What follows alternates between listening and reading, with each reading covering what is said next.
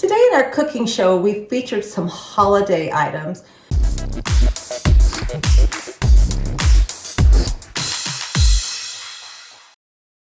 So I did some Cornish game hens and I glazed them with a fresh orange ginger sauce. So they're just absolutely delicious and moist.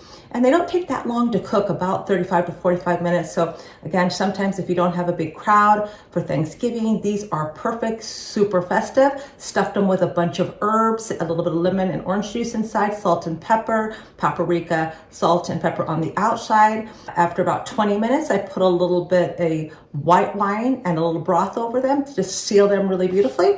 And I cooked them 20 minutes and then put the wine and then put them back in at 450, so they cook quite quickly within about 35 minutes, and then just put the glaze on, put them back in for a few more, and they are going to be absolutely delicious. So this is super festive and easy to do, right out of my keto cookbook. I just took this pumpkin cheesecake out of the oven, so it's got a nice little glaze over the top there, so it'll keep the inside nice and moist.